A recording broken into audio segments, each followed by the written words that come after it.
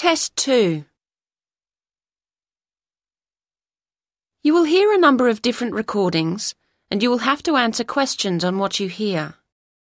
There will be time for you to read the instructions and questions, and you will have a chance to check your work.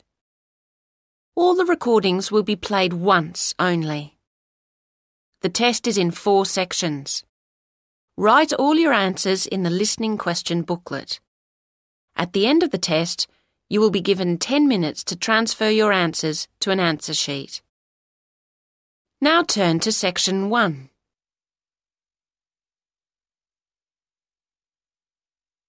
Section 1. You will hear a woman calling a holiday company.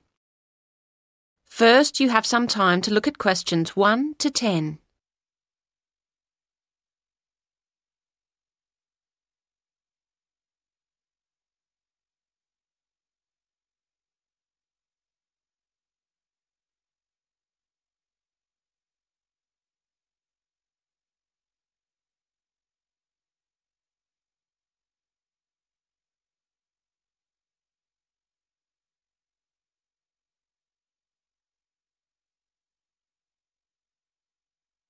You should answer the questions as you listen, because you will not hear the recording a second time. Listen carefully to the conversation and answer questions 1 to 10. Good Times Holidays, John speaking. How may I help you? Oh, hello. I'm calling to complain about a holiday we've just had. Oh dear, I'm sorry to hear about that. Yes, we're very disappointed.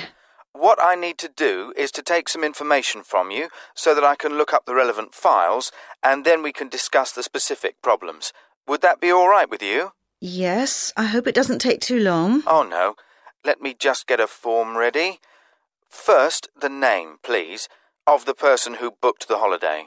Well, our surname's Sharp, S-H. Like a knife? Yes, but with an E on the end. And a first name? I'm Alice, but I think it was my husband who actually booked the trip. His name's Andrew. Fine. And then the address, please. It's Flat 4, Beaconsfield. That's Beaconsfield, House. That's Winchester. And it's SO2 4ER. Thank you. And could I take a telephone number? We're on 0374 56561 at home. Or do you mean during the day? Then my work number's 0374 55793. I'll put the work one down, assuming that's normal office hours. Oh, yes. The next thing is, do you have a note of your booking reference?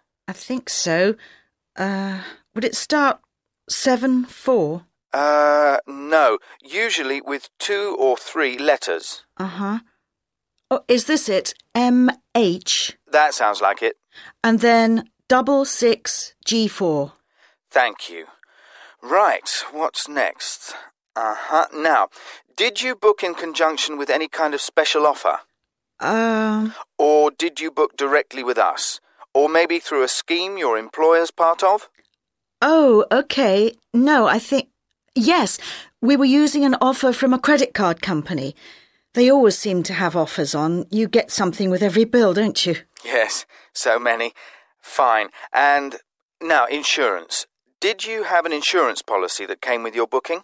Well, no. I mean, it came under our Gold Star policy, so we didn't need extra. No, that's fine. It's just a check. All right, nearly there. Now, what type of holiday was it? Well, not very... No, OK. It was called a midwinter break in the brochure. Thank you. And when was the holiday? We just got back on January the 21st, and we started on the 16th. Fine. Right. I'm sorry about all that. No, I understand. So, what was the problem you encountered? There were 2 things that disappointed us, actually. Right. In the first place, we were told that when we arrived at the station, a taxi would meet us and take us straight to the house. But in fact, there wasn't one there. We had to wait for ages and then pay for one ourselves, so that was inconvenient and expensive. Oh, I'll look into that, see what went wrong. And the other problem was that we'd been promised there would be a bicycle for each of us stored at the house, ready to use, but there were only 3, which is no good for a family of 4. No, it wouldn't be. OK, well, I'll check into that as well. Now, if you can give me a few hours, I'll get back to you this afternoon, and then we can discuss. That is the end of section 1. You now have half a minute to check your answers.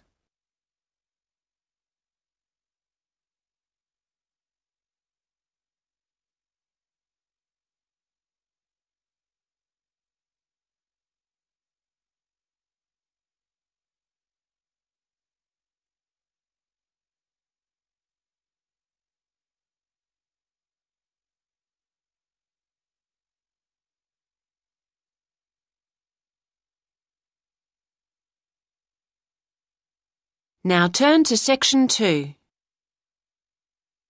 Section 2. You will hear a talk about opportunities for temporary jobs. First, you have some time to look at questions 11 to 15.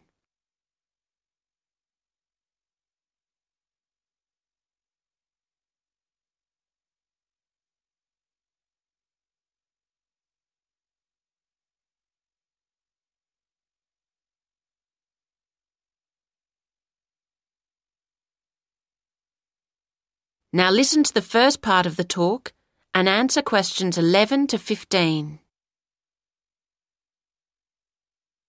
I'd like to welcome you to the presentation. It's nice to see so many of you here, and I hope that everybody ends up with suitable employment as a result of attending. Now, as you know, we at Select Hotel Recruitment are able to offer a range of work at the better hotels in the area. This month is no exception, and I'll take you through some of what we have on offer. The first job is reception assistant, and there are 3 vacancies for this position at the Park Hotel. This is quite a varied job, and in fact I should point out that at certain times of the day it will involve heavy lifting when guests' luggage arrives or perhaps deliveries come in, so bear that in mind when deciding whether to apply for this post. The Park Hotel has quite an international flavour, so you'll need to speak at least 2 foreign languages. Many guests, of course, travel by car, and you may have to take their vehicles around to the car park, so you will need to have a valid driving licence, and you will not be allowed to do the job if you haven't. They also say that basic computer skills such as word processing would be an advantage, although this isn't a requirement. OK, now, the next job is general assistant, and there are 4 vacancies for this at the Avenue Hotel. To be honest, the pay is rather low, but there are compensatory factors that you should bear in mind when considering whether to apply. The hotel will provide you with all your meals while you're working, and they will also train you in all the aspects of the job and then issue you with a certificate, which, of course, could be very valuable to you in the future. Right, the third job on offer is catering assistant, and Hotel 56 are looking for 4 people to fill these vacancies at their smart new premises. As you know, this hotel is popular with exclusive travellers, and so you'll need to wear the distinctive staff uniform, which you're provided with.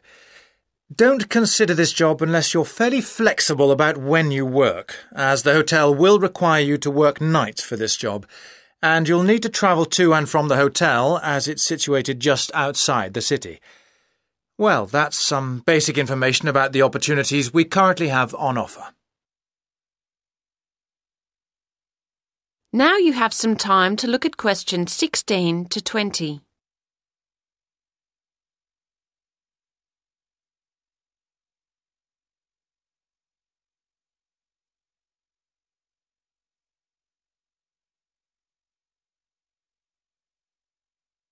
Now listen to the rest of the talk and answer questions 16 to 20.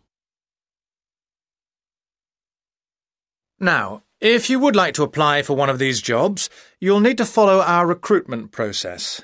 It might seem complicated, but we guarantee the hotels we work with to provide carefully vetted staff. So, the first thing you'll need to do is fill in one of these, a personal information form. It's pretty straightforward and should only take you a few minutes. Once you've done that and handed it in, we'll give you a questionnaire about your skills to do. Again, I don't expect this to take you very long. We then look through the information about you and pass on our recommendations to the relevant hotel. Hopefully you'll be accepted by your chosen hotel. Assuming you are, you will then proceed to the next step of the process and attend a general course of training. This is designed to be helpful and realistic, so an important part of the course is role-play activities. You should have some fun while you learn. OK, and after that, the final step is that you'll be contacted by the hotel you're going to work for, and they'll post you a video about themselves and the work involved. Watching this will constitute further specific training for your job. Well, I hope that's reasonably clear at this stage. Are there any questions on what I've said so far? That is the end of section 2. You now have half a minute to check your answers.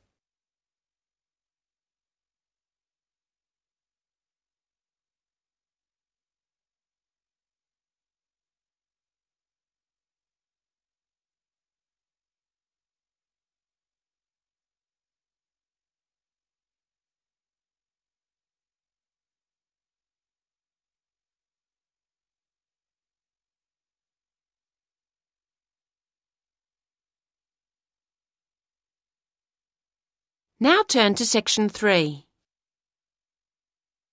Section 3. You will hear a discussion between two students, David and Jane, and their tutor, Dr. Wilson, about their group research project into local history.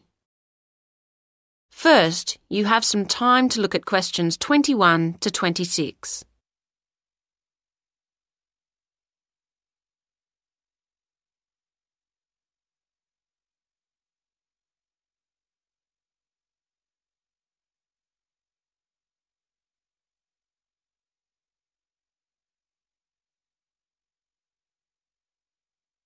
Now listen to the first part of the conversation and answer questions 21 to 26.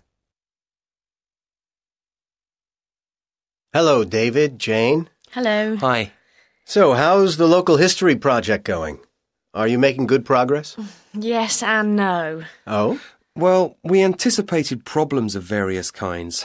None of the group has much experience of collaborating on projects. But we spent some time discussing how to go about it and thrashed out what seemed a useful approach. But it seems that Jane and I are the only ones actually following the plan. That's meant that the whole project has been lacking coordination, and so we've fallen behind our schedule. I see. That's tricky. Yes, it is. We felt that the targets had been defined, so we'd all know what to deal with. But looking back, we probably should have really specified individual responsibilities. As it is, we only have a loose sense of what should be done by who. Well, this is quite a common problem, actually. I take it that you've had enough group meetings, so you're looking for an effective solution. If you go to the resource center, I think you'd find the advice service they provide there helpful at this point. Thanks. We'll go there later. On a specific note, I think we've got carried away with recruiting people to interview at the expense of building up the reference section, which I don't think is going to be solid enough. Do you think that'll be a major problem? I'd have to see how much is there to be sure. But, well, you'll have to be pragmatic at this point, I think. What you'd better do is ensure your methodology is really strong, so at least you can't be faulted on that front. Then, if people challenge your results, at least you've carefully reported how you reach them. Do you see what I mean? Yes. So? Yes, I think one resource in relation to that we haven't exploited as fully as we might is the internet. I've taken a lot of journals off the library shelves to go through, but actually there are websites where you can call up lists of approaches or data sets really quickly. I think that's a good idea, yes.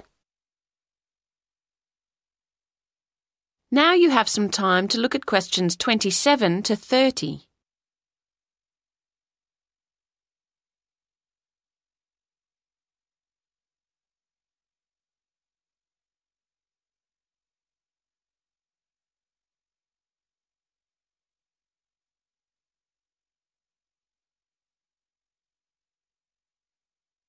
Now listen to the rest of the conversation and answer questions 27 to 30.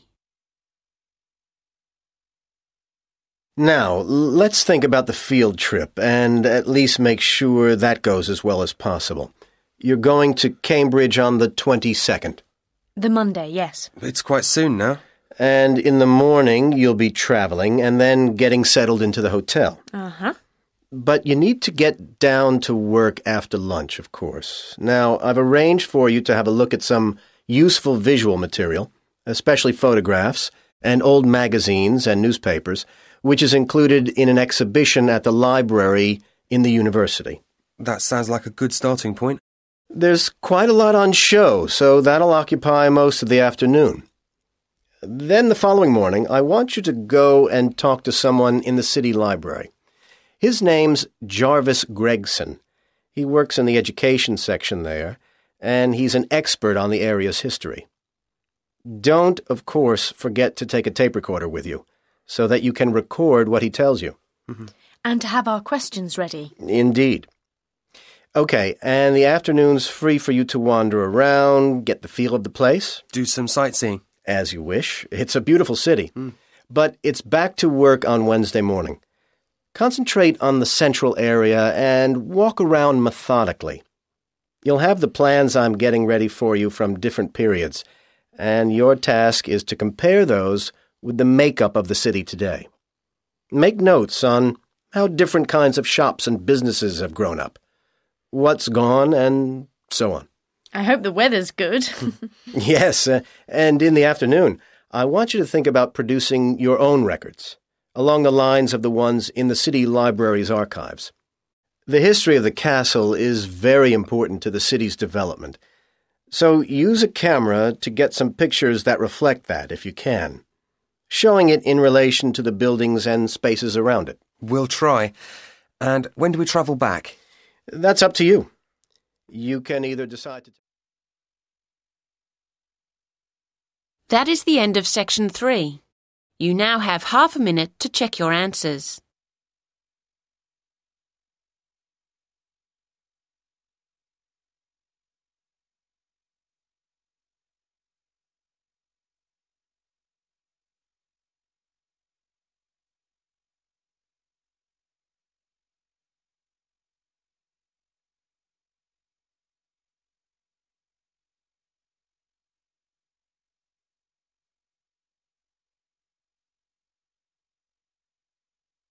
Now turn to section 4.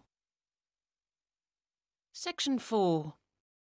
You will hear part of a talk for tourism students about the London Eye, a modern tourist attraction in London. First, you have some time to look at questions 31 to 35.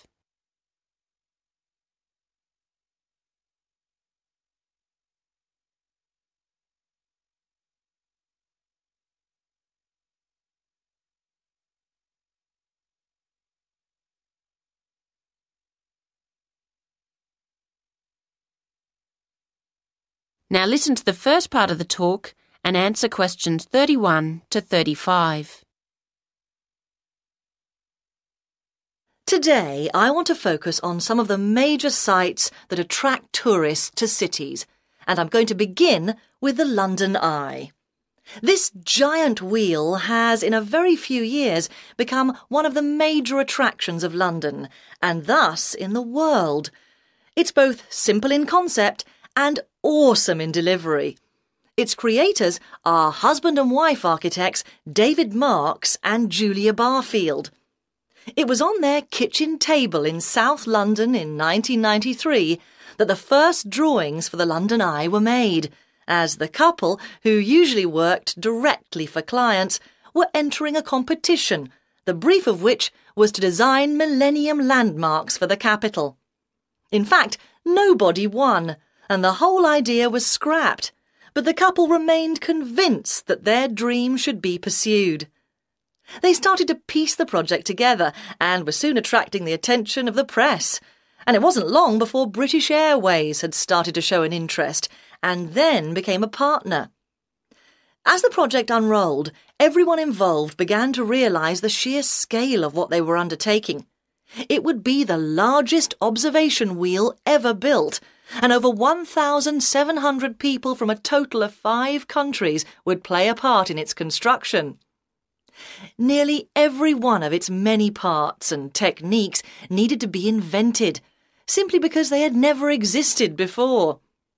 Transportation of the components would be on a scale reminiscent of pyramid building. Bringing them in meant that large parts had to fit under the various bridges of the River Thames, so this had to be timed to coincide with tides along its length. And even when completed, the Eye continues to be huge in its requirements. A small army of people are employed to look after it, with 350 hours maintenance being required every week, and apparently strange demands, such as washing all its glass with nothing but distilled water having to be met. But the views the Eye affords across London make it all worthwhile, and it's easy to understand why the Eye has become one of London's chief tourist assets. Now you have some time to look at questions 36 to 40.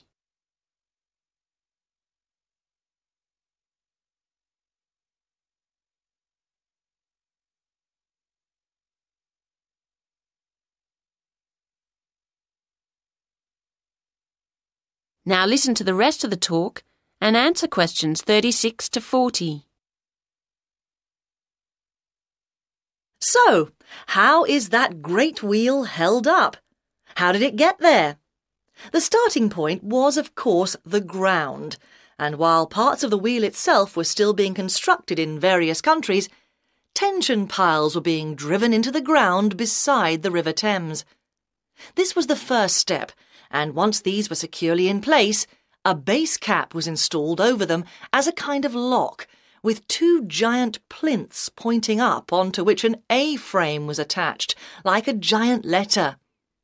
All this took many months and incredible effort, but meant that the spindle could be installed around which the great wheel would turn. Now the project really was in business, and the vast rim, with spokes like an outsized bicycle wheel, could be brought in. The passenger capsules were assembled and hung onto the rim, each one linked by mounting rings that would support eager viewers as they rose above London. And the last thing to be built is the first thing the visitor encounters, the boarding platform laid down underneath. The whole process employed thousands of people in total and was avidly watched by millions. How long the Eye will stay is uncertain, but any talk of dismantling it always meets with immediate protest. That is the end of section 4.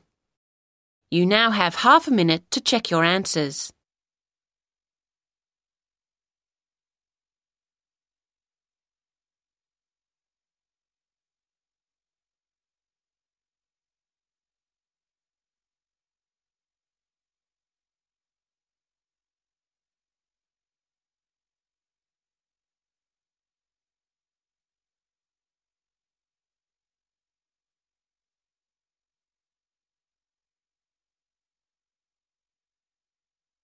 In the IELTS test, you would now have 10 minutes to transfer your answers to the listening answer sheet. That is the end of test 2.